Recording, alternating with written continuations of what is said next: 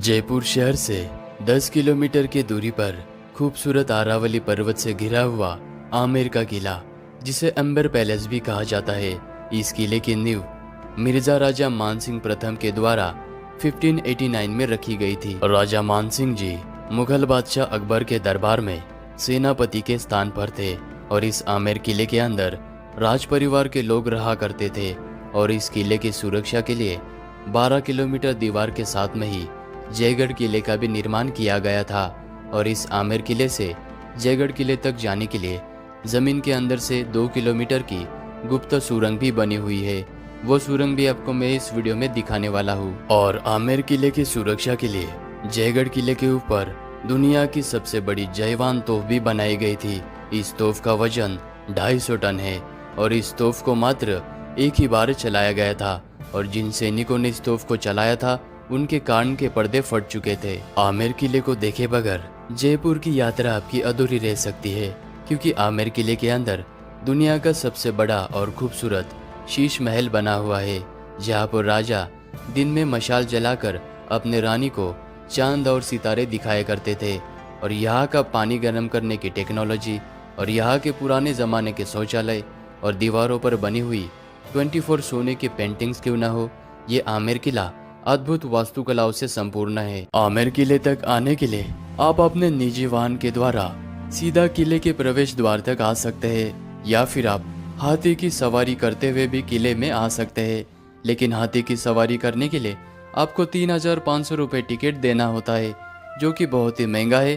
तो आप चल कर या फिर यहाँ पर मिलने वाले जीप से भी आमेर किले तक आ सकते हैं। आमेर किले में प्रवेश करने से पहले यहाँ पर आपको 1000 साल पुराना ये खंडर नजर आता है। और इसी खंडर में ये आपको छोटा सा पीला कलर का पैलेस नजर आता है। इसी जगह पर महारानी जोधाबाई का जन्म हुआ था। बाद में उनका विवाह मुगल बादशाह अकबर से हुआ था। और यहीं पर पास में जगत शिरोमणि मंदिर बना हुआ है। और इस मंदिर के अंदर जो श्री कृष्ण जी की मूर्ति है, इसी मूर्ति की पूजा मीराबाई किया करती थी। और इस मूर्ति को हल्दी घाटी के युद्ध के दौरान मुगलों से बचाकर इस मंदिर में लाकर रखा गया था। आमेर किले के अंदर आते ही इस किले के 4 कोर्टयार्ड में से आप सबसे पहले कोर्टयार्ड यानी कि पहले आंगन में पहुंच जाते हो, जिसे जलेब चौक भी कहा जाता था। और नगार खाना बजाकर इसी जगह पर सैनिकों को और आम जनता को जमा किया जाता था। और इसी जगह पर युद्ध की सारी तैयारियां की जाती थी। इस जलेब चौक में किले के अंदर प्रवेश करने के लिए 2 मुख्य द्वार बने हुए हैं, जिसमें से एक है सूरज पोल, क्योंकि इस दिशा से सूरज की पहली किरण इस द्वार पर पड़ती है, इसीलिए इस द्वार को सूरज पोल कहा जाता है। और पुराने जमाने में राजा महाराजा इसी द्वार के द्वारा हाथी की सवारी करते हुए अंदर आते थे। और आज भी सुबह 8 बजे से लेकर 11 बजे तक हाथी की सवारी इसी द्वार से अंदर आती है। और दूसरे द्वार का नाम है चांद पोल यानी कि मून गेट, क्योंकि चंद्रमा इसी दिशा से निकलता है, इसीलिए इस द्वार को चांद पोल कहा जाता है। और ये द्वार आम जनता के आने जाने के लिए था। यहाँ पर आपको ये वाला प्रवेश द्वार नजर आएगा और इसका नाम है लायन गेट यानी कि सिंह पोल।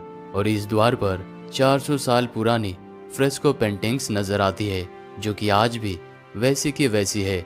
और इसी लायन गेट से प्रवेश करते हुए हम इस किले के दूसरे कोर्टयार्ड यानी कि दूसरे आंगन में पहुंच जाते हैं। अंदर की तरफ आते ही संगमरमर और लाल बलुआ पत्थर से बनी हुई ये 48 स्तंभ की दीवाने आम की इमारत आपको नजर आती है।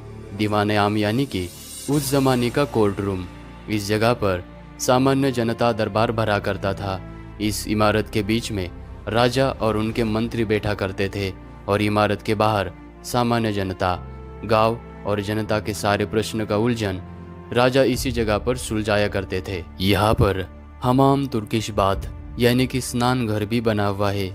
और इसी बात में राजा मानसिंह जी अपने रानियों के संग स्नान किया करते थे। इस जगह पर उस जमाने की पानी गर्म करने की टेक्नोलॉजी यानी कि गीजर भी बना हुआ था। गीजर में लकड़ियाँ डालकर लकड़ियों को जलाया जाता था। और ये जो आपको 2 पानी के टाके नजर आ रहे हैं, इनमें नीचे कॉपर की प्लेट लगी हुई थी। आग जलाने के कारण कॉपर की प्लेट गर्म हो जाती थी और उससे पानी गर्म किया जाता था। फिर बाद में इन छोटे से कॉपर के पाइप से पानी बाहर आता था और इस छोटे से नाली के द्वारा पानी को इस बाथ टब में ट्रांसफ़र किया जाता था और पानी के साथ में ही चंदन, गुलाब, इत्र भी इस टब में डाला जाता था। और यहाँ पर चेंजिंग रूम और मालिश करने के लिए भी अलग से रूम बनी हुई है। स्नान घर के पास में ही पुराने ज़माने के शौचालय किस तरह से होंगे, उनकी रचना, पुराने ज़माने के शौचालय का स्ट्रक्चर हमें आज भी इस किले में देखने को मिलता है। दीवाने आम के सामने ये गणेश पोल द्वार बना हुआ है, जो कि राजाओं का निजी प्रवेश द्वार हुआ करता था। और इस द्वार पर हिंदू देवता भगवान गणेश जी की प्रतिमा और साथ ही में 400 साल पुरानी बहुत ही खूबसूरत नक्काशीदार पेंटिंग्स बनी हुई है, जिन्हें फ्रेस्को पेंटिंग्स कहा जाता है। और इसी गणेश द्वार के बिल्कुल पास में पुराने ज़माने की भोजनशाला भी बनी हुई है। गणेश पोल द्वार के ऊपर आपको ये सुहाग मंदिर नजर आएगा। इस जगह पर विधवा और अविवाहित महिलाओं का आना बिल्कुल भी वर्जित था। जब राजा युद्ध भूमि में युद्ध लड़ने के लिए जाते थे, तब राजाओं के रानियां इसी जगह पर बैठकर राजा की युद्ध भूमि में जीतने की दीप प्रज्वलित करके मनोकामना किया करती थी।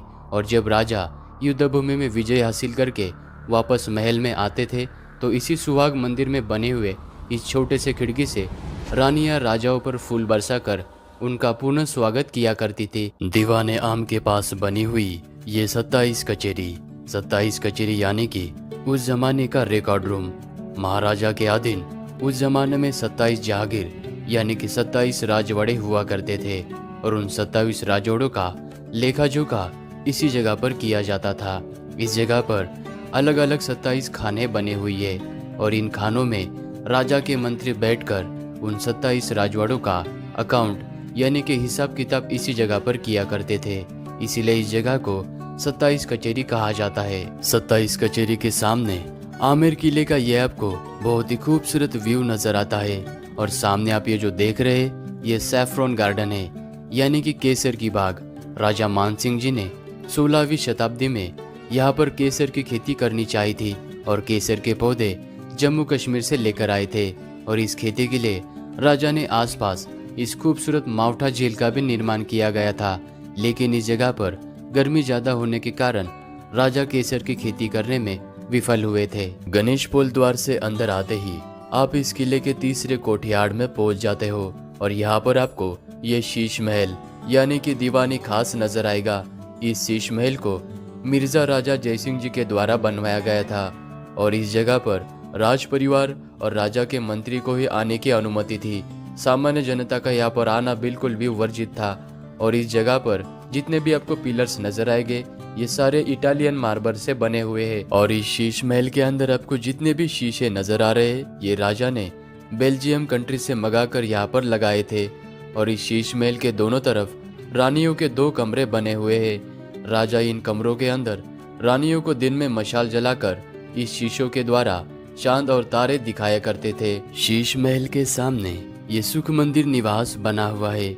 इस जगह का राज परिवार के लोगों के द्वारा गर्मियों के समय में प्रयोग किया जाता था और इस सुख मंदिर को सफेद संगमरमर और नीले नक्काशीदार मुगल आर्किटेक्चर स्टाइल में बनवाया गया है। यहाँ पर आपको ये मार्बल से बना हुआ जालीदार झरना नजर आएगा और इस झरने के ऊपर पानी का टाका बना हुआ है और जब इस झरने से पानी बहता है तो मधुर आवाज आती है और साथ ही में बहुत ही ठंडी हवाएं भी चलती है।